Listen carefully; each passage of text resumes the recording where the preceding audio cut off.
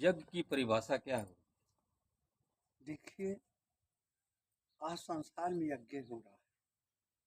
सारा संसार भगवान का हविष्य है। एक आदमी मर रहा है, एक पैदा हो रहा है, एक वृक्ष गिर रहा है, एक तैयार हो रहा है, एक घर गिर रहा है, एक तैयार हो रहा है। यही यज्ञ है। सबसे ज्यादा होने वाला यज्ञ राजस्थान में है। लोग कहते हैं यज्ञ होने से जल वृष्टि होगी, लेकिन सबसे सूखा राजस्थान में होता है। ऐसा क्यों? यज्ञ क्या है? एक भौतिक जगत का यज्ञ है, जो आज बड़े बड़े यज्ञ हो रहे हैं, एक एक करोड़ का, लेकिन उसका परिणाम नहीं हुआ निकला। एक यज्ञ हमारे अंदर हो रहा है। यस्य सर्वे समारंभा काम संकल्प वर्जिता ज्ञानाग्नि दग्ध कर्मांत महापुरुषम। जब ज्ञान की अग्नि प्रज्वलित होगी, सारे कर्म कट जाएंगे।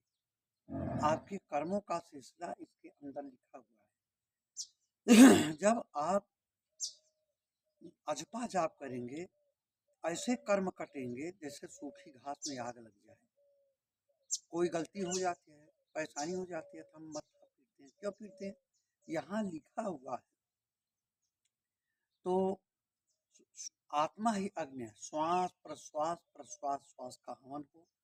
जब 10वें द्वार से अमृत टपकता है और वही नाम बनता है। इस विधि को करेंगे, सारे कर्म कट जाएंगे।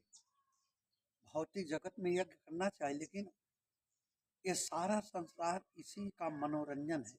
अगर अंदर आपने नहीं किया तो कर्म करने वाले नहीं। कौन सी भागवत कृष्ण भगवान ने अर्जुन को सुनाया, उसका मोह भंग हो गया, लेकिन आज दुनिया में इतना कथा भागवत होने के बावजूद विचार क्यों नहीं बदला? ऐसा है, कौन सी भागवत सुना? एक ने सुना, एक ने सुना है, फिर सुनने की जरूरत नहीं पड़ी। आज गली गली कूचे कूचे भागवत हो रहा, कथा हो रहा। अगर ऐसा है तो तुलसीदास की रामायण झूठी है कि बड़े भाग पाइए सतसंगा, अब बिना ही प्रयास हो भवंगा।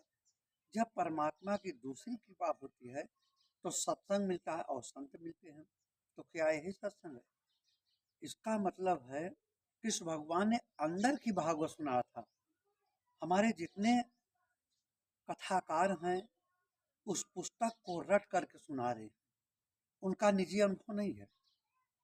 जो कथा सुना रहे हैं उसका अनुभव क्या है?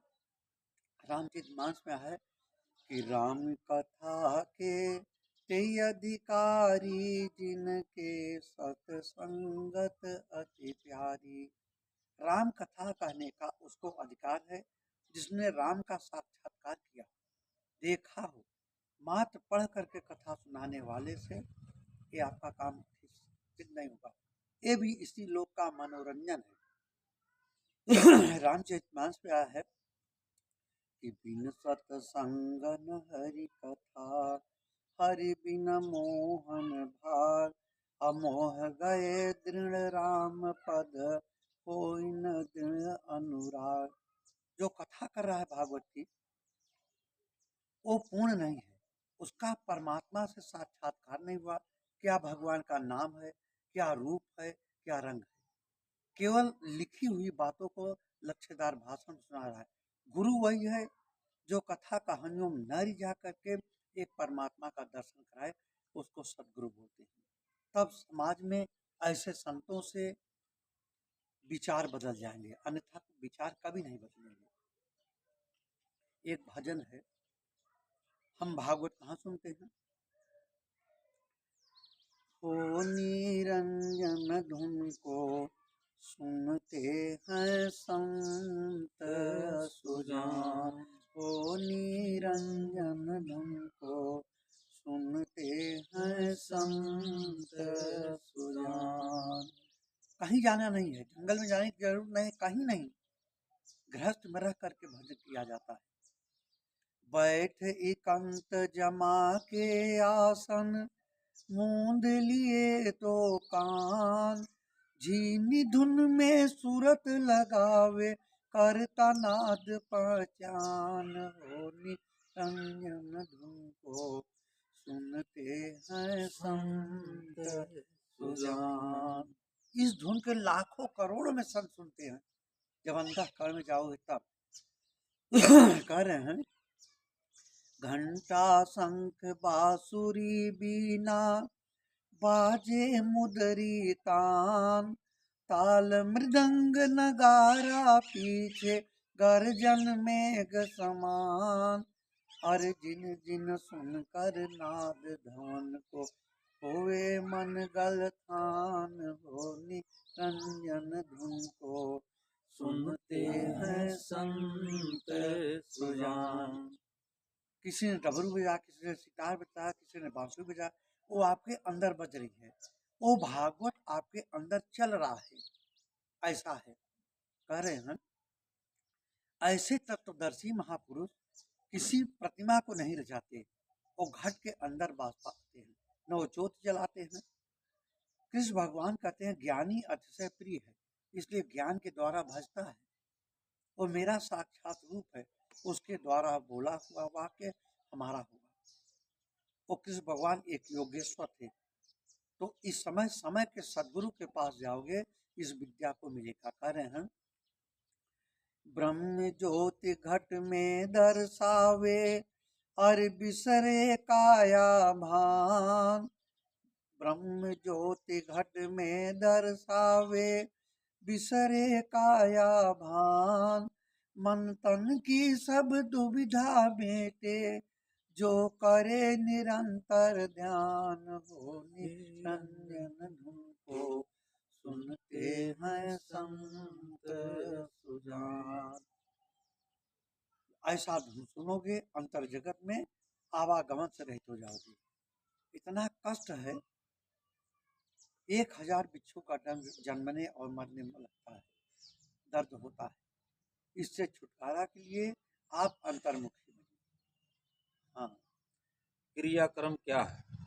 देखो क्रियाकर्म क्या है। लोग मर जाते हैं, महापात्र आते हैं, तरह तरह का आडंबर करते हैं। जीते जी नहीं मुक्ति को साधन धाम मोक्ष कर द्वारा, जीते जी नहीं साधना मरने के बाद मिल जाएंगे। कुछ लोग गरुड़ पुराण कराते हैं मरने के बाद। गरुड़ पुराण मुक्ति का मार्ग नहीं बताता। जो जीवित हैं, देखो ऐसा ऐसा दंड वहां मिलता है, इसलिए तुम सावधान हो जाओ। अब वो थोड़ी सुन रहा है। हाँ, क्रियाकर्म किया जाए, साधना किया जाए, उस आत्मा का कल्याण हो जाएगा। भगवान राम ने किया था, हर महापुरुषों ने ऐसा नहीं किया था।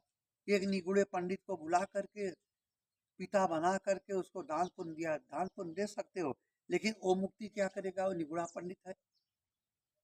कह रहे हैं, कर्म कर्म कर्म प्रधान विश्व का राखा, जो जस करे सो तस का। कर्म है साधना की विशेष विधि का नाम कर्म, उसी को कार्य रूप देना क्रिया है, और सारा संसार यही मनोरंजन है। कर्म का स्वरूप क्या है? कर्म का स्वरूप है आराधना। कहते हैं ना, कर्म प्रधान विश्व कर राखा, जो जस करे सो तस फल चाखा। रात में किसी सेठ का ताला काट रहे हो, वो भी तो कर्म है। कर्म है आराधना की विशेष विधि का नाम कर्म। उठते बैठते चलते फिरते आप कर्म करिए, साधना करके भोजन करिए, साधना करके 2 श्वास प्रश्वास गुरु को दे करके सारा काम करिए। जो परमात्मा को देखते हुए कर्म किया जाए, वो कर्म है। हाँ। पाप पुण्य क्या है? सारा संसार में पाप ही पुण्य है। आप सुबह से शाम तक 1 लाख पाप करते हैं। मंदिर में गए, कितनी चींटियां मर गई, कब तक बचाओगे? आप बचाओगे, दूसरा आगे दाब देगा। चींटी ने ऐसा कर्म किया था जो चींटी बनना था। तुम ऐसा कर्म करो जो मुक्ति को प्राप्त कर दे। आत्मिक पथ पर जो नहीं चलता सबसे बड़ा पाप है। जो आत्मिक पथ पर चलता है, इससे बड़ा पुण्य कोई नहीं है। मनुष्य अपना स्वयं आत्मा का हनन करता, अपना स्वयं शत्रु है और मित्र है। ये आत्मा कभी शत्रु व्यवहार करती है और कभी मित्र व्यवहार करती है। इसलिए आप इस आत्मा को अधोगति में जिसने बचा लिया, और सबसे बड़ा पुण्य है। बोल सतगुरुदेव देव भगवान भगवान की की जय। जय।